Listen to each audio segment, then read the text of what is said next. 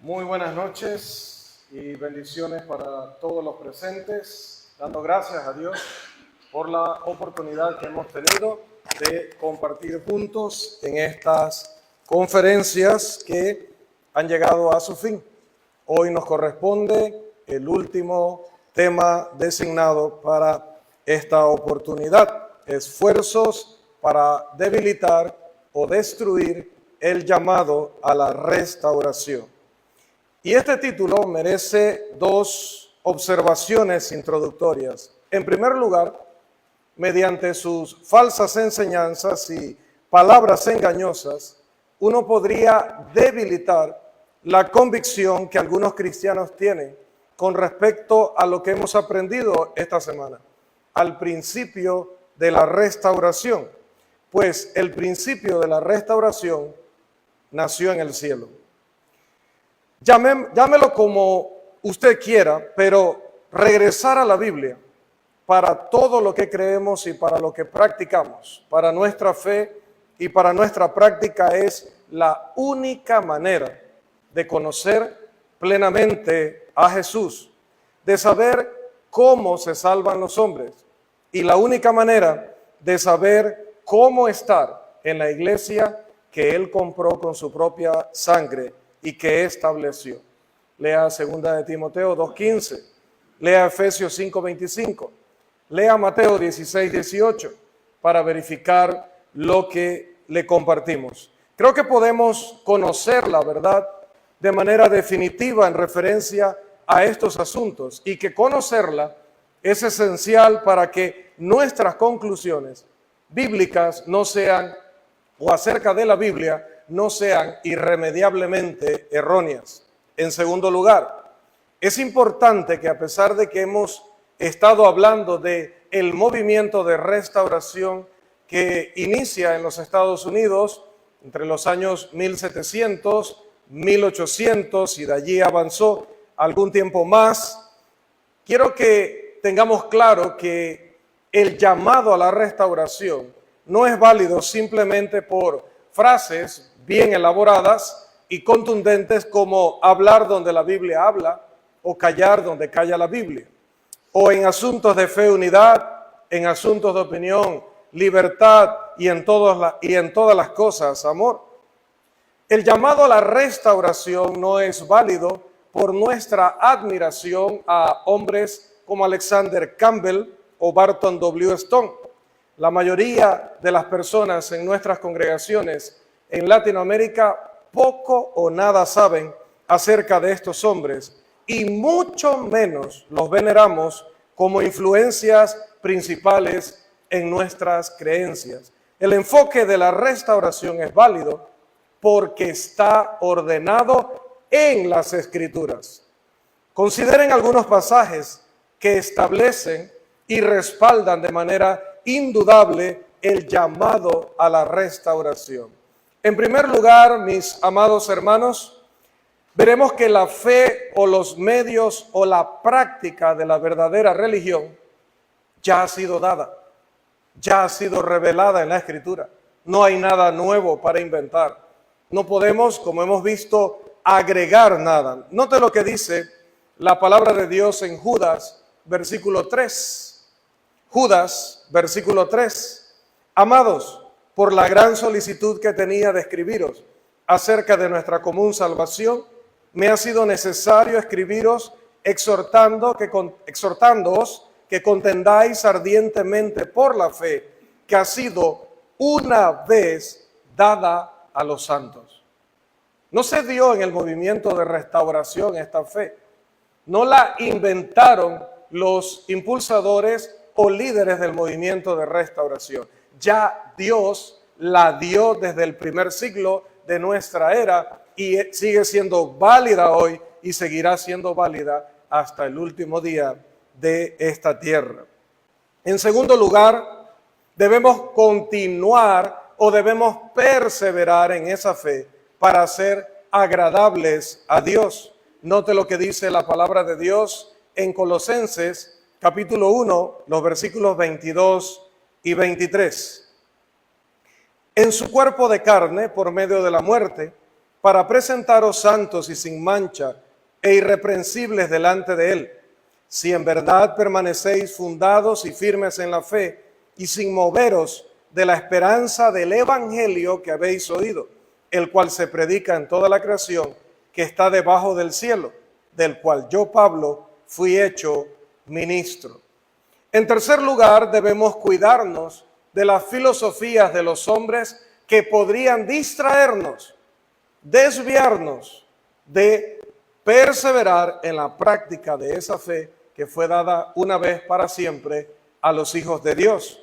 Consideremos Colosenses capítulo 2, los versículos 6 al 8. Por tanto, de la manera que habéis recibido al Señor Jesucristo, andad en Él, arraigados y sobreedificados en Él y confirmados en la fe, así como habéis sido enseñados, abundando en acciones de gracias. Mirad que nadie os engañe por medio de filosofías y huecas sutilezas, según las tradiciones de los hombres, conforme a los rudimentos del mundo y no según Cristo. ¿Y por qué todo esto? De entender que debemos, para nuestra fe y práctica, basar todo en aquella fe que ya fue revelada y que no se está revelando hoy en día de manera directa de parte de Dios, sino solamente a través de la palabra o de la escritura. ¿Por qué es importante que nosotros no hagamos caso de las filosofías de hombres que pueden distraernos de practicar la fe del Nuevo Testamento?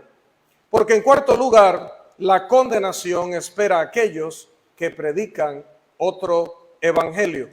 Consideremos, por favor, Gálatas capítulo 1, los versículos 8 y 9. Mas si aún nosotros, o un ángel del cielo, os anunciare otro evangelio diferente del que os hemos anunciado, sea anatema, término que significa destinado por la ira de Dios a la destrucción. Como antes hemos dicho, también ahora lo repito, si alguno os predica diferente evangelio del que habéis recibido, sea anatema. En quinto lugar, debemos permanecer específicamente en la doctrina de Cristo. Segunda de Juan, versículo 9, estuvimos mencionándolo en un tema anterior, dice: cualquiera que se extravía y no persevera en la doctrina de Cristo, no tiene a Dios. El que persevera en la doctrina de Cristo, ese sí tiene al Padre y al Hijo. Si alguno viene a vosotros y no trae esta doctrina, no lo recibáis en casa ni le digáis bienvenido, porque el que le dice bienvenido participa de sus malas obras. En sexto lugar, se nos advierte que no debemos elevar a los hombres por encima de la palabra escrita de Dios. Vamos a leer 1 Corintios capítulo 4, versículo 6. Pero esto, hermanos, lo he presentado como ejemplo en mí, está hablando un apóstol, y en Apolos, por amor de vosotros, para que en nosotros aprendáis a no pensar más de lo que está escrito, no sea que por causa de uno os envanezcáis unos contra otros. Y en séptimo y último lugar en este punto, la iglesia de Dios debe ser conocida por la verdad que ella conoce y defiende. El día de ayer, una pareja tomó la gran decisión de sus vidas, la más maravillosa decisión que se puede tomar. Y lo hicieron porque encontraron un lugar donde vieron que se conoce la verdad y se defiende la verdad, y dijeron: nosotros queremos seguir aprendiendo y conociendo y alimentándonos lo suficiente para nosotros también defender. Y es que Pablo dice en 1 de Timoteo 3:15, para que si tardo sepas cómo debes conducirte en la casa de Dios, que es la iglesia del Dios viviente, columna y baluarte de la verdad.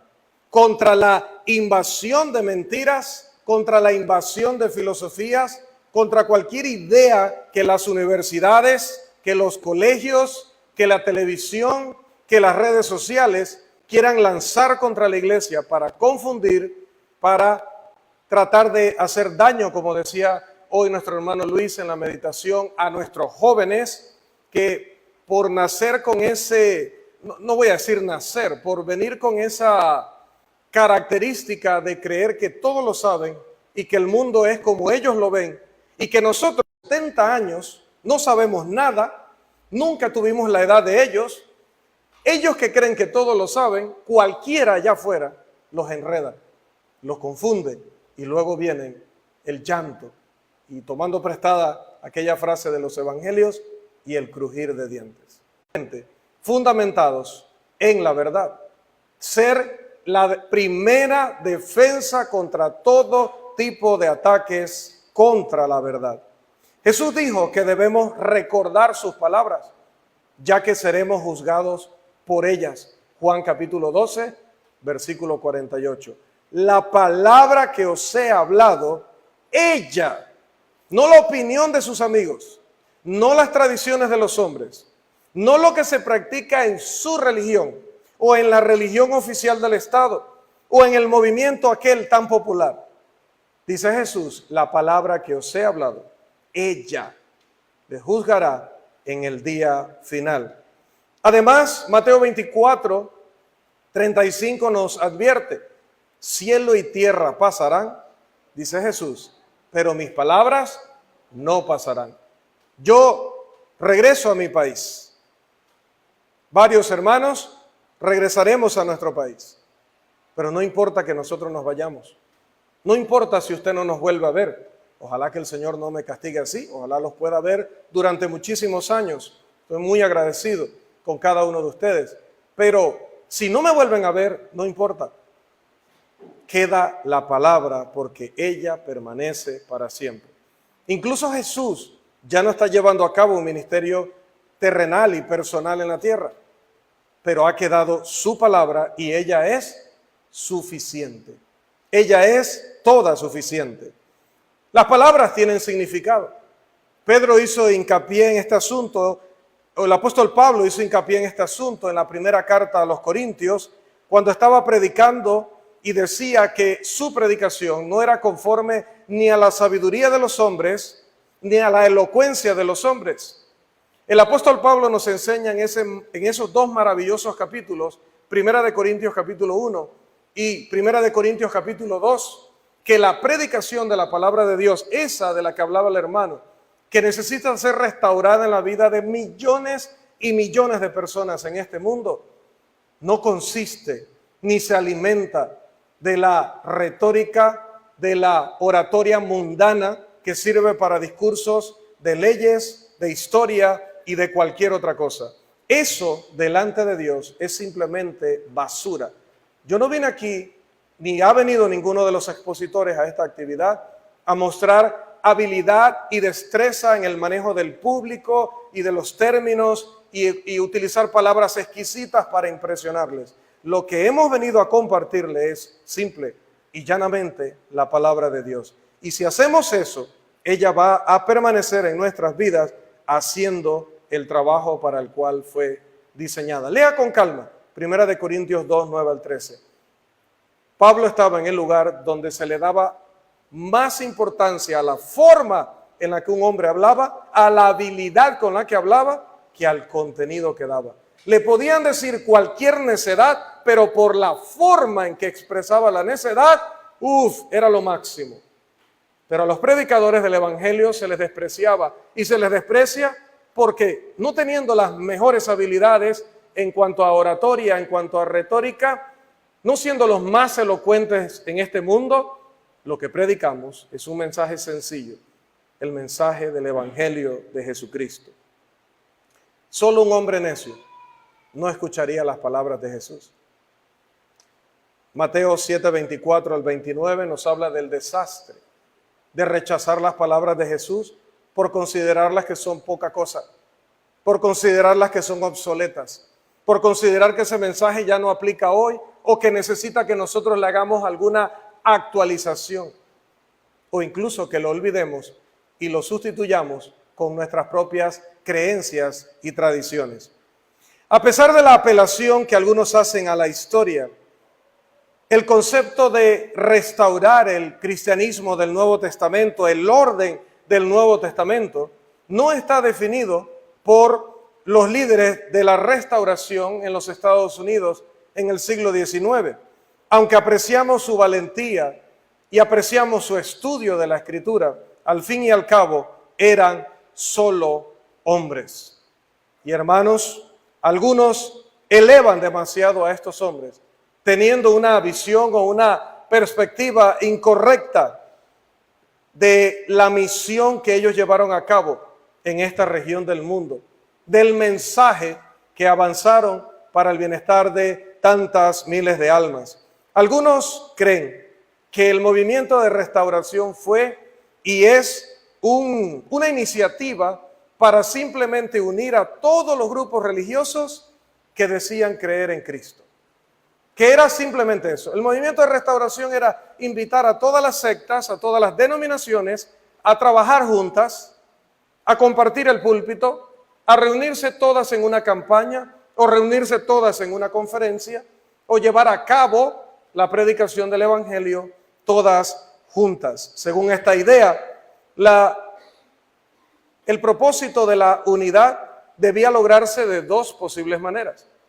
Una era colocar una ley que todos tuvieran que obedecer, pero no la ley de la Escritura, sino colocar una autoridad humana bajo la cual todos se pudieran unir y obedecerle a ella. Y así se creó el papado en Roma. Eso fracasó, porque ya saben lo que sucedió en la Reforma, ya nos los contó, nos lo recordó nuestro hermano Isaac. Fracasó el modelo de poner una autoridad humana a nivel mundial para que todos la siguieran. Entonces solamente quedaba otra opción para unirlos a todos. Bueno, decir que lo único que importa o lo único que vale es que las personas crean en la muerte, sepultura, resurrección y ascensión de Cristo. Y que si creen eso, es suficiente para que sean cristianos. No importa que crean acerca de la adoración, no importa que crean acerca de la ofrenda, no importa que crean acerca del plan de salvación, no importa que crean acerca de qué día debemos reunirnos, no importa que crean acerca del matrimonio y divorcio, no importa que crean acerca de la música que espera Dios en la alabanza. Lo que importa es que a esa persona le vamos a preguntar: ¿cree usted en Jesucristo? ¿Sí? ¿Cree usted que Él murió, fue sepultado, resucitó y ascendió a los cielos? Sí, listo, entonces usted es mi hermano y vamos a seguir juntos de aquí en adelante. Pero eso era lo que decían los Campbell, los Stone. ¿Era eso lo que ellos querían? Que cada uno siguiera siendo presbiteriano, metodista, bautista, congregacional, cuáquero, anglicano, católico, calvinista, adventista, testigo de Jehová, mormón, que cada uno siguiera a lo suyo, pero que colaboráramos en una unidad falsa, donde no hay unidad, enseñando todos cosas diferentes, teniendo organización diferente, teniendo prácticas diferentes y diciéndole a los hombres que hay diferentes maneras de ser salvo, y algunos incluso diciendo que no existe el cielo ni el infierno. Seguramente no. Sin embargo, abandonando la unidad bíblica desde los tiempos de la restauración, algunos se apartaron del ideal, del propósito, del principio que tuvo ese movimiento. Y estas conferencias lo que buscan, hermanos, es, y ojalá lo estén logrando, despertar en nosotros ese celo, como decía también nuestro hermano, despertar en nosotros ese anhelo de defender, de entender bien la fe bíblica, de defender la verdad bíblica y de no comprometerla nunca. Lo que debilita o derrota, como dice el título de nuestra conferencia, el llamado a la restauración en los corazones de los hombres, es precisamente el que el hombre se coloque a sí mismo como la medida, como el estándar por el cual se deben hacer las cosas. Y lo hacemos constantemente sin darnos cuenta. Lo que pasa es que yo creo que, sí, yo sé que la Biblia dice eso, pero a mí me parece que, pero es que yo estoy acostumbrado a, pero es que a mí me enseñaron esto, pero es que toda mi familia hace aquello. Y debido a esas excusas, estamos diciéndole a Dios y estamos diciéndole al mundo, vale más lo que yo sienta, lo que yo crea, cómo veo yo el mundo, que lo que ha dicho Dios. Y esa filosofía, porque Pablo advertía en contra de las filosofías, esa filosofía recibe el nombre de subjetivismo. Un diccionario la define de la siguiente manera: la teoría que afirma que la conciencia individual es el único estándar válido para el juicio moral. Que mi conciencia es la única que me debe decir qué es bueno y qué es malo, qué es correcto y qué es incorrecto. Y usted se acerca con la Biblia a hablarle a alguien acerca del plan de salvación y la persona dice, bueno, a mí me parece, mi conciencia me dice que ya yo soy un hijo de Dios o una hija de Dios. Pero mire, usted no ha cumplido con estos requisitos. Yo me siento tan hija de Dios o tan hijo de Dios como usted. Punto. Incluso dentro de la iglesia del Señor, usted se acerca a un hermano o se acerca a una hermana y le dice, hermana, creo que debemos corregir nuestra manera de vestir. Ah, bueno, hermano, ¿será que usted es el perverso? Porque yo me paro frente al espejo, yo me paro frente al espejo, me miro a mí misma y yo considero que eso no es inmodesto o que esto no es indecente y usted es el que tiene que limpiarse su mente o mirar para otro lado si tiene problemas. En algún momento esa hermana ha citado la Escritura.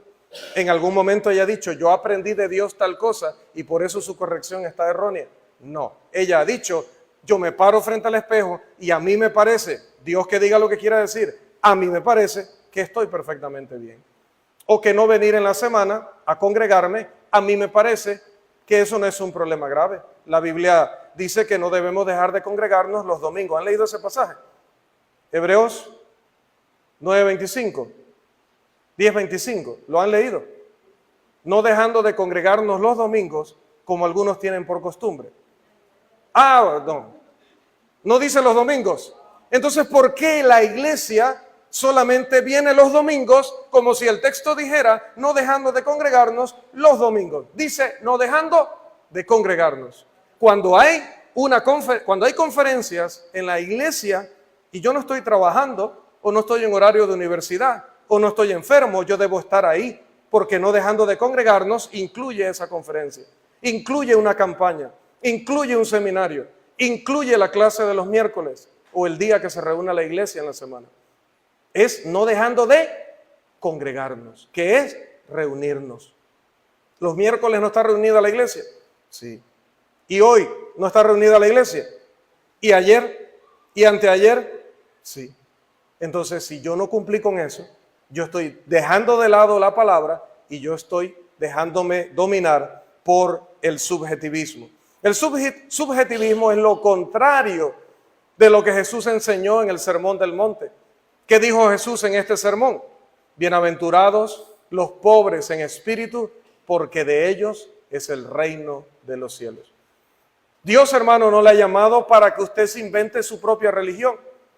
Dios no le ha llamado para que usted modifique los mandamientos a su gusto o diga como si estuviera en un buffet, este sí y este no.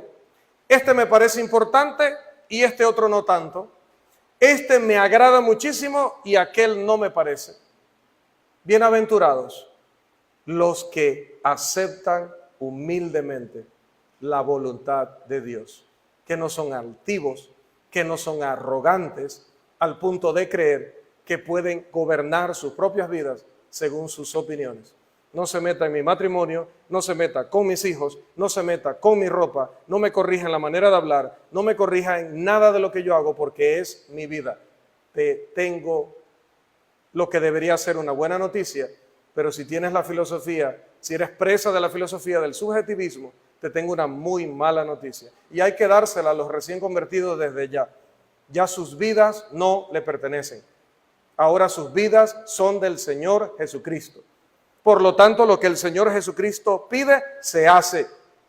y lo que el Señor Jesucristo prohíbe no se hace. Y digo siempre en Santiago, allá en Panamá, esa puerta que da acceso para entrar, también da acceso para salir. Si usted no quiere hacer lo que ordena Jesucristo, o a usted le molesta lo que prohíbe Jesucristo, por favor, váyase. Váyase. Haga su vida a la manera que usted considere y espere cosechar las consecuencias de esa acción. Pero no se ha levantado nadie. Ni siquiera han mirado para allá atrás. Entonces estoy en un grupo de personas que entiende, estoy en medio de un grupo de personas que entiende que Jesucristo es nuestro Señor, que su palabra es nuestra ley y no nos queremos ir. Pedro dijo, ¿a quién más iremos? Solo tú tienes palabras de vida eterna. El subjetivismo, eso de lo que yo creo y lo que yo pienso y lo que a mí me parece y lo que a mí me gusta y lo que yo acostumbro, eleva a los hombres y a sus sentimientos y por encima de Dios y de su palabra, y es la peor expresión de orgullo. Y el orgullo es la segunda o primera característica de Satanás. De Satanás. Él es el máximo orgulloso, como es también el máximo mentiroso. El resto de esta exposición va a estar dedicada a 3 ejemplos de cómo se ha aplicado el subjetivismo y ha debilitado la convicción por la verdad que deberíamos tener. Y luego 2 ejemplos de cómo se facilita el proceso de debilitamiento, porque identificando bien el problema, podemos rápidamente aplicar la solución si tenemos la voluntad de hacer la voluntad de nuestro Dios. En primer lugar, mis amados hermanos y amigos, vamos a ver, como dije, ejemplos de cómo se ha aplicado el subjetivismo y ha debilitado la convicción por la verdad. En primer lugar, enseñar que el Espíritu Santo nos guía de manera directa, sobrenatural, milagrosa, aparte de la Biblia, es una forma de debilitar nuestro convencimiento o nuestra convicción de la verdad y destruye el llamado a la restauración del cristianismo que practicaron los primeros discípulos del Señor. Ocasionalmente, un predicador negligente interpreta Juan capítulo 16, versículo 13, que dice, pero cuando venga el Espíritu de verdad, Él os guiará a toda la verdad. Como si ese pasaje estuviera dirigido a los cristianos de todos los tiempos, cuando el pasaje, leído en su contexto, es algo que se le está diciendo de manera particular a los apóstoles. A los apóstoles. Y hermanos, esta interpretación incorrecta es tristemente una perversión de la verdad, porque lleva a la gente a creer que hay voces dentro de ellos divinas diciéndole qué deben hacer y qué no deben hacer en un momento dado.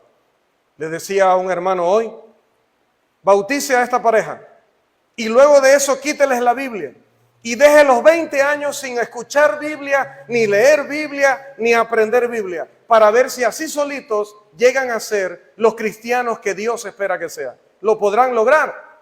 No, nadie puede lograr ser cristiano sin estudiar la Biblia, aprender la Biblia y practicar la Biblia. Lo cual significa que no hay ninguna voz divina, ni de Dios, ni de los ángeles, ni del Espíritu Santo, diciéndote allá adentro absolutamente nada. La voz que nosotros debemos escuchar es la voz del Hijo de Dios, que nos habla por medio de la palabra, porque no nos va a juzgar Dios por ninguna voz interna. Juan capítulo 12, versículo 48 dice, la palabra que os he hablado, tiempo pasado, ya esa palabra está revelada. Ya esa palabra está registrada y es ella la que nos va a juzgar. Dios en el juicio final no va a sacar la Biblia y luego va a sacar unas grabaciones donde va a decir, mi hermano, mi hijo Luis Mira las grabaciones de las veces que de viva voz te dije a través de mi Espíritu Santo que no hicieras eso. No, lo que va a sacar ese día, Juan capítulo 12, versículo 48, es la palabra de Dios. Entonces es ella la que nos habla y es la única voz que debemos obedecer. Sin duda, el Espíritu Santo guía a la iglesia hoy. Negar eso es falsa doctrina. El Espíritu Santo guía a la iglesia hoy, pero la guía a través de la revelación perfecta, la cual Él nos proveyó, que es completa, para hacer que el hombre de Dios sea perfecto. Perfecto. Si la Biblia hace al hombre perfecto, ¿para qué necesita el hombre una voz que le diga otra cosa aparte de la Biblia? O un sueño, o que escriba en la pared como escribió allá en el relato de Daniel.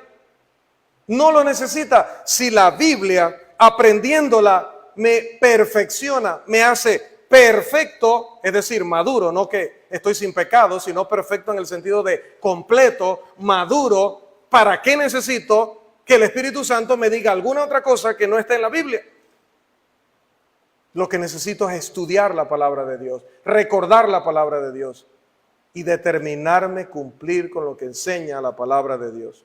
Afirmar que Él nos guía por encima y más allá de la palabra necesariamente implica que la Biblia es ineficaz e incompleta. Y eso, mis amados hermanos, es gravísimo.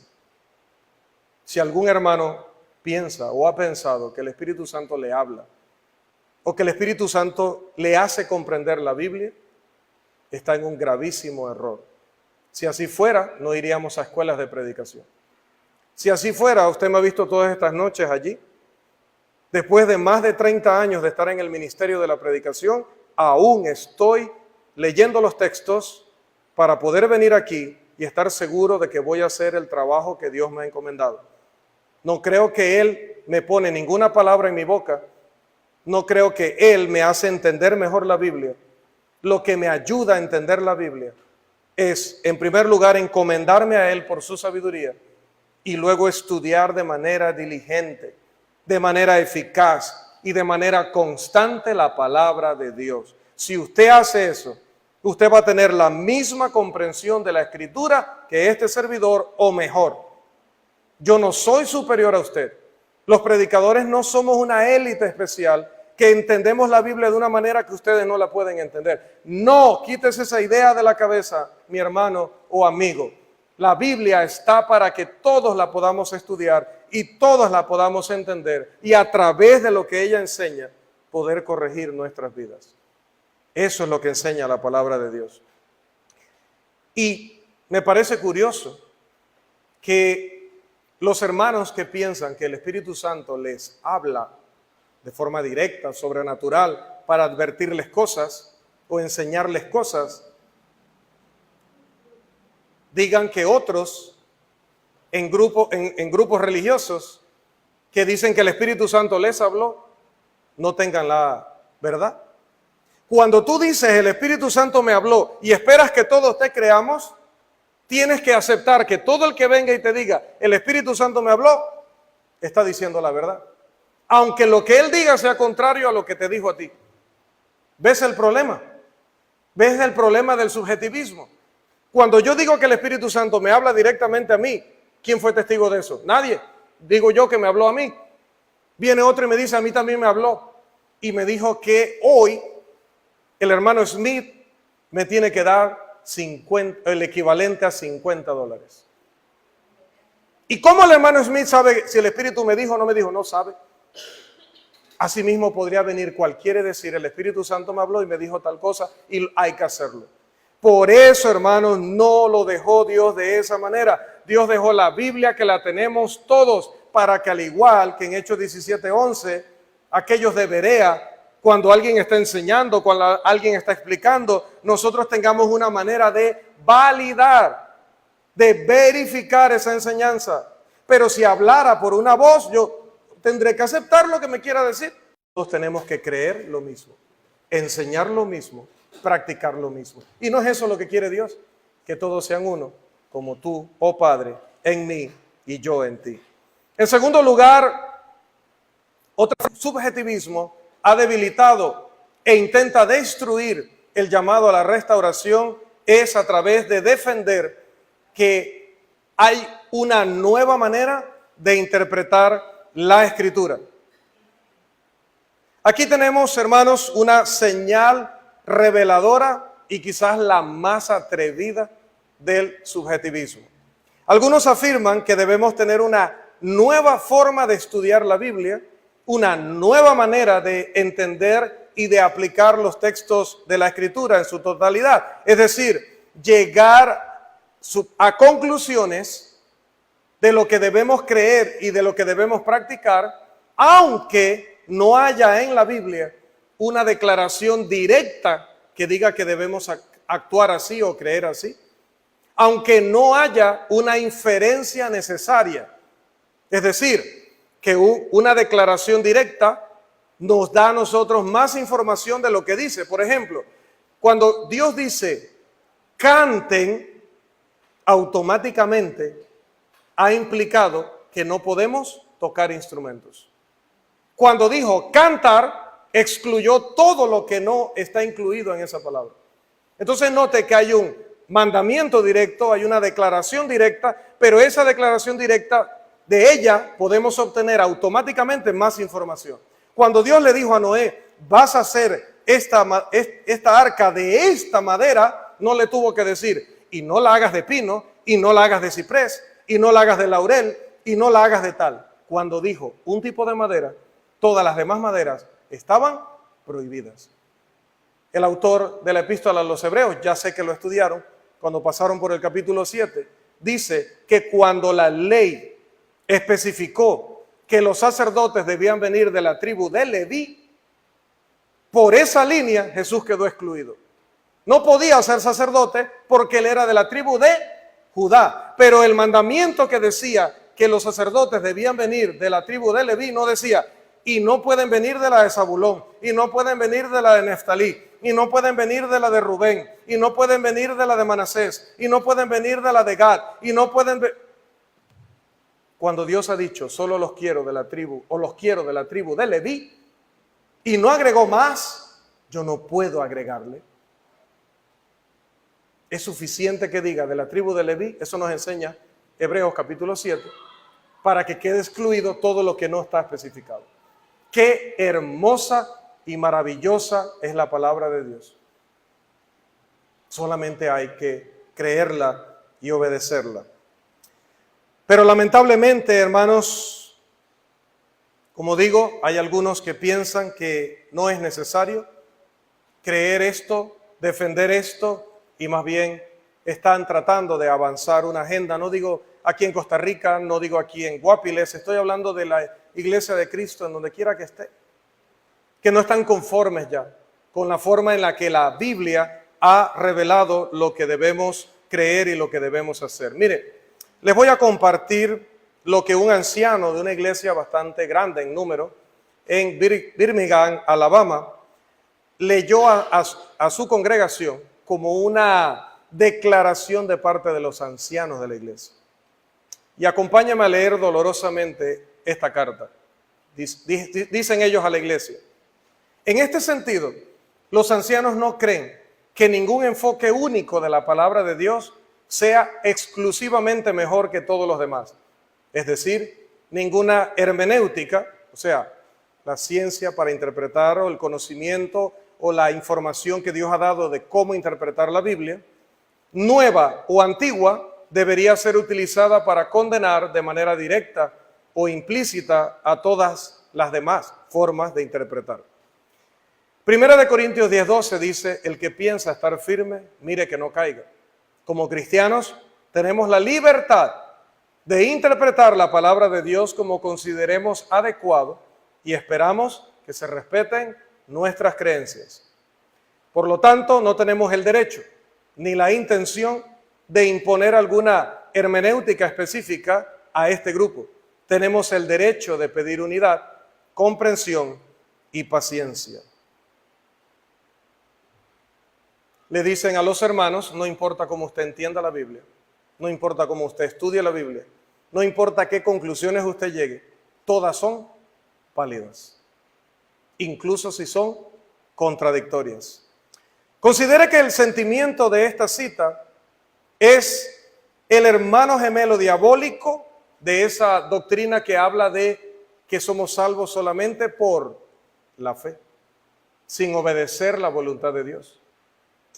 Tito 1:9 dice que un anciano debe ser retenedor de la palabra fiel tal como ha sido enseñada, para que también pueda exhortar con sana enseñanza y convencer a los que contradicen. Ahora, supongamos que estos ancianos en aquella congregación de Birmingham de pronto oyen al maestro de escuela dominical diciendo: bueno, mis amados hermanos, la Biblia claramente enseña que el infierno no existe.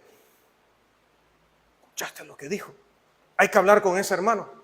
Y cuando se sientan con él, el hermano les dice: bueno, esa es mi manera de interpretar la Biblia. Esa es mi manera de entenderla. Yo utilicé un método que me llevó a esa conclusión. ¿Qué tendrían que hacer ellos? Decirle: perdón, hermano, es cierto. Siga estudiando con su método, llegando a cualquier conclusión que usted quiera llegar, y todas son válidas en realidad. Pero ¿saben qué? No lo van a hacer así. Porque esto es como precisamente la filosofía del relativismo en nuestra sociedad.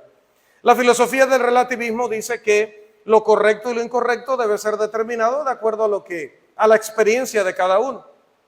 Pero el que te dice eso no quiere que tú le robes su dinero. Si tú llegas y lo asaltas, ¿él cómo se siente? ¿Se siente normal, tranquilo? Y te dice: ¿tú piensas que robar es bueno? Sí. Ah, bueno, entonces no hay problema. Te iba a reclamar, pero si tú piensas que robar es bueno, róbame. Sí. Y me vas a disparar también. Pero tú piensas que matar a otra persona es bueno. Sí, yo pienso eso y por eso te voy a matar. Ah, bueno, listo. ¿Dónde me vas a disparar para matarme? Ellos dicen eso. No, al ateo se le ha preguntado: si Dios no existe, sí, no existe. Déjeme terminar. Si Dios no existe, lo que los nazis hicieron, ¿está bien? No, por supuesto que no, eso fue una barbaridad. ¿Una barbaridad por qué? Si el hombre no tiene un Dios, si no tiene un estándar que ha dejado ese Dios, ¿cómo medimos lo que es bueno y lo que es malo? Si cada hombre es su propia medida, lo que ellos hicieron no es bueno ni es malo, es lo que quisieron hacer y hay que permitírselos. Terrible, mis amados hermanos. En tercer lugar, hombres respetados que en algún momento defendieron la verdad, ahora han adoptado principios, prácticas que solamente se veían antes en las denominaciones. Esto trae de inmediato quizá nombres y rostros a algunos de los que estamos aquí. El movimiento de cambio que ha iniciado en los Estados Unidos de hace unos 40 o 30 años para acá ha afectado a innumerables congregaciones en ese país. Y ya hay que tener miedo de ir allá y ver afuera, y aquí se reúne la Iglesia de Cristo, allá en su idioma, ¿no? Y creer que porque dice eso afuera, cuando entre voy a ver allí lo que creían y lo que practicaban los cristianos bajo la doctrina de los apóstoles. No, una vez pase esa puerta es posible que yo vea cualquier cosa. Y cuando le digo cualquier cosa, es cualquier cosa. ¿Por qué se da esto? Porque algunos hermanos están enamorados de las doctrinas de los hombres. Y ya estuvimos viendo la noche de ayer a qué nos lleva el seguir las doctrinas de los hombres. ¿Qué dijo Dios? Mateo capítulo 15, versículos 7 al 9. En vano me honran. Pueden pasar 40 años adorándome y no se los tomaré en cuenta. Podrán pasar 50 años en la iglesia de Cristo y no se los tomaré en cuenta.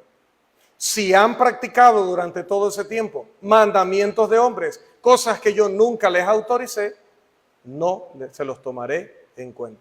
¿Qué aprendimos de Mateo 7, 21 al 23?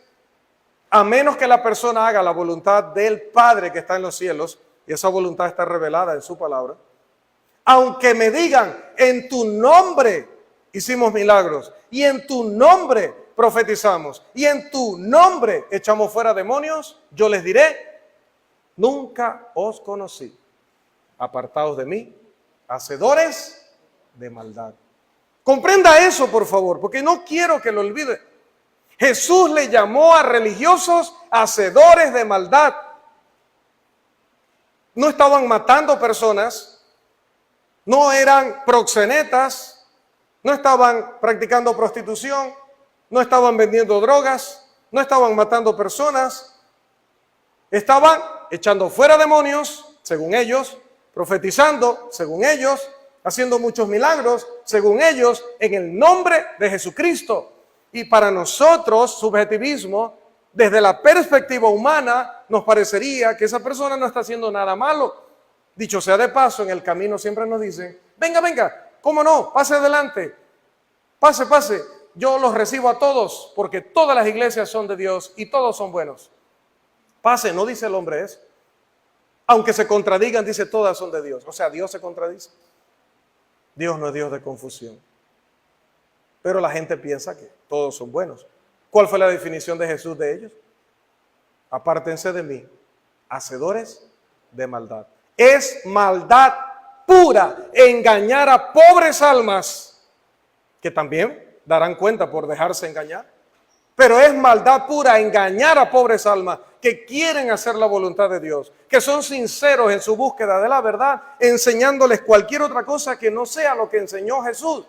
No le podemos hacer ese daño a el señor José y a la señora Isabela, porque ellos no han venido aquí a oír mi opinión o a practicar tradiciones humanas. Ellos han venido aquí a aprender de la palabra de Dios, a obedecer a Jesucristo y solo a Jesucristo. Yo no soy su jefe, Aizen no es su jefe, ninguno de nosotros le puede dar órdenes. El único que ordena, porque es el único dueño, el cabeza de la iglesia, es Cristo. Por lo tanto, yo no doblegaré mi rodilla ante las doctrinas de los hombres, ante sus prácticas, solo por querer tener aquí más miembros, por querer ser populares, por querer que en el evangelismo las personas digan, si usted hace lo mismo que nosotros, entonces sí les visitaré. No, hermanos. En cuarto lugar, el subjetivismo ha llevado, y lo mencionaba en uno de los temas anteriores, a redefinir a los ancianos. Y quiero decirles algo, aunque en la congregación de Santiago, en la provincia de Veraguas, en la República de Panamá actualmente no tenemos ancianos y diáconos, como aquí en Guapiles aún no hay ancianos y diáconos, este servidor ama a los ancianos y diáconos piadosos, es decir, que son fieles a Dios en santidad y en apegarse o retener la palabra fiel tal como les ha sido entregada. Pero al hablar de la lista de cosas que debilitan o destruyen a la iglesia, están la de aquellos ancianos que olvidan el mensaje que el apóstol Pablo dejó a precisamente este grupo de personas allá en la ciudad de Mileto, aunque ellos dirigían la congregación de Éfeso, los reúne en un lugar por el que él iba pasando, les dice, vengan acá que necesito hablar con ustedes. Y el apóstol Pablo le dice, no a neófitos, no a cualquier miembro de la congregación, ni siquiera a un predicador. Pablo manda llamar a los ancianos, los que se supone que son los hombres mejor preparados, más espirituales, más maduros de la congregación de Éfeso en ese caso. Y les dice, vengan acá, quiero advertirles algo. Y vamos a Hechos, capítulo 20, versículos 28 al 31, que dice la palabra en este pasaje. Por tanto, mirad por vosotros y por todo el rebaño en que el Espíritu Santo os ha puesto por obispos, para apacentar la iglesia del Señor, la cual él ganó por su propia sangre. Y le voy a pedir que por favor busque este pasaje. Por favor, no lo tengo en pantalla, así que por favor búsquelo, porque necesito que leamos juntos los versículos 30 y 31.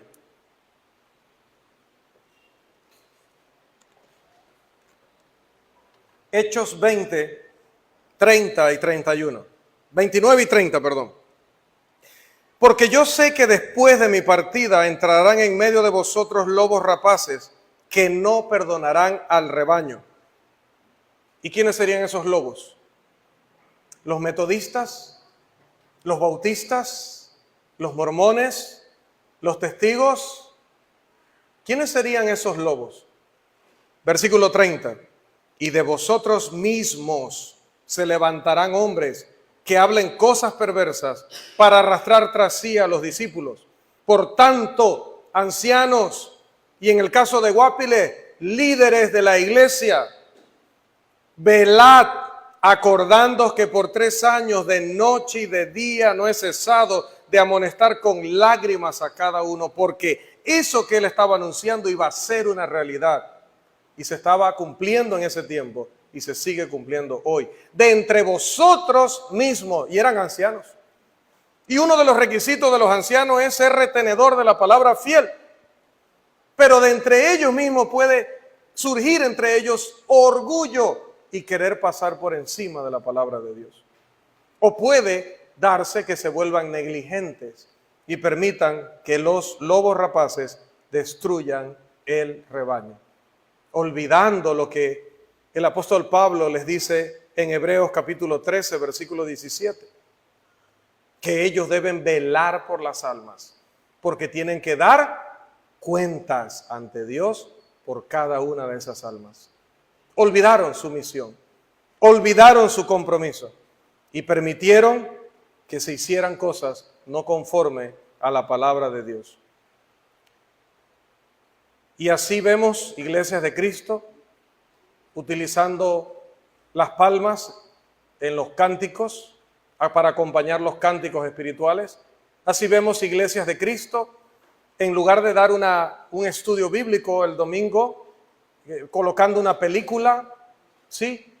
Una película de Hollywood y que tenga un buen mensaje, sustituyendo la palabra de Dios, dándole a los hermanos libros escritos por sectarios para decirles que con esos libros pueden crecer y madurar espiritualmente. Vemos ancianos que han permitido que se introduzcan instrumentos de música para cantarle a Dios. Vemos ancianos que han permitido que jóvenes participen de coros. Yo sé que acá en Costa Rica hay hermanos y hermanas con preciosas voces. Yo tengo muchos himnos, muchos coros grabados, que sé que son muchos hermanitos de acá de Costa Rica y de Panamá también. Sin embargo, aunque la iniciativa es sumamente buena, aunque sirve para enseñar también, siempre tengan mucho cuidado, velad, acordándoos cada día que les estamos haciendo esta amonestación. Se ha hecho muy de moda lo que se conoce como el beatbox en inglés, que tiene que ver con imitar instrumentos de música, o algo que ellos llaman algo así, yo no soy bilingüe, algo así como el humming, que es, mientras que se está cantando, otro está haciendo algo como eso es cantar. Eso es cantar. Y esto, eso es cantar. Lo único que Dios nos ha autorizado es el canto, y es pecado imitar instrumentos de música en el canto a Dios, en la iglesia o en forma privada. Es pecado utilizar instrumentos de música en la adoración a Dios en la iglesia o en privado. Es pecado.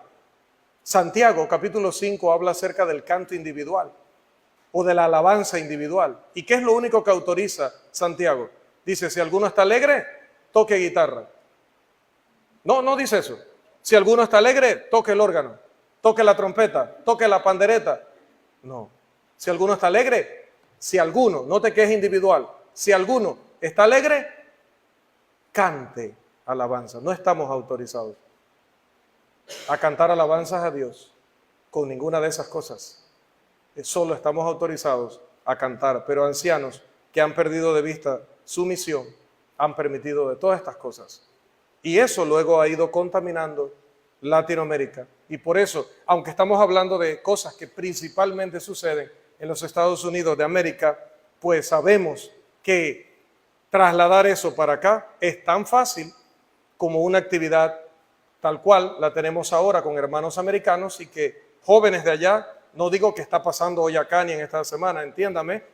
Hay tantas campañas, tantas actividades que se están dando en toda Latinoamérica que solo es necesario que un jovencito, un predicador venga de allá con estas ideas y le haga creer a uno de nuestros jovencitos ingenuos que eso está bien y lo empiecen a practicar desviándose de la voluntad de Dios.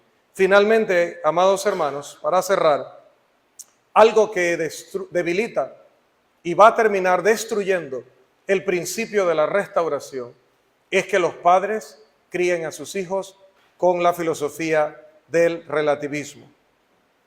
Algunos cristianos endebles, inmaduros, han permitido que sus hijos crean lo que quieran creer, que no vengan a la iglesia si no quieren venir, y han perdido de vista que ellos son los representantes de Dios en casa. Sí. Así como el predicador en la iglesia, así como el maestro en la iglesia es el vocero de Dios para la congregación, el padre y la madre son los voceros de Dios en casa. ¿Y cuándo ha dicho Dios que una criatura no tiene que venir a adorarle, no tiene que venir a escuchar su palabra, no tiene que venir a presentarse delante de Dios? ¿Cuándo ha dicho Dios que a él eso le da igual? Cuando Dios ha dicho que, Hechos capítulo 17, versículo 30, que los que así actúan, estando lejos de Dios, sin querer saber de Dios, sin querer obedecer a Dios, ¿qué tienen que hacer? El cual manda a todos los hombres en todo lugar, no solo en la iglesia, en todo lugar, a que se arrepientan. Entonces no abandone a sus hijos para que vayan corriendo rumbo a la perdición, permitiendo que la doctrina diabólica del relativismo controle su hogar. Jovencito, mientras yo sea la autoridad aquí, en esta casa manda Dios.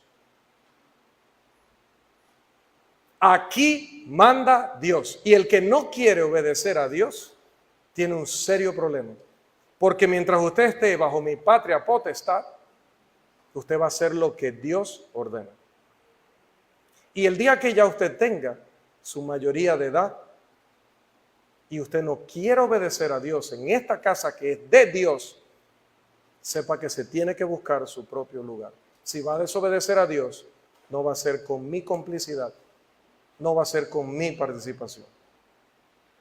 Pero mientras usted esté aquí, me llore, me patalee, me odie, me guarde resentimiento, o se haga las necesidades allí, ahí se después limpia, va a ir y va a escuchar la palabra de Dios. Porque esta casa es de Dios, yo soy de Dios, usted es de Dios, todo es de Dios. Esto no es lo que, vamos a ver que cuando esté más grande, para ver qué decide, para ver qué elige él en su vida. No. Mientras yo sea su tutor, su responsable, soy yo el que marca la línea, pero la línea que primero Dios me marcó a mí. Si hacemos eso, evitaremos que nuestros hijos crean que esto está obsoleto, que esto ya no importa, que Dios es un muñeco o peor, que ni siquiera existe.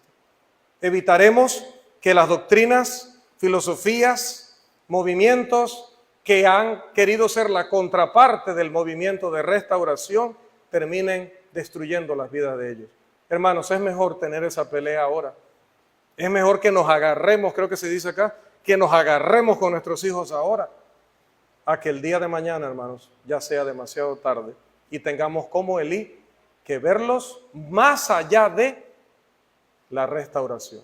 No permitamos eso, no permitamos que en la iglesia se enseñe ni se practique lo que no se haya autorizado. No permitamos que nadie debilite ni destruya el llamado de Dios a practicar y a creer solamente lo que Él ha autorizado. Que el Señor les bendiga, amados hermanos.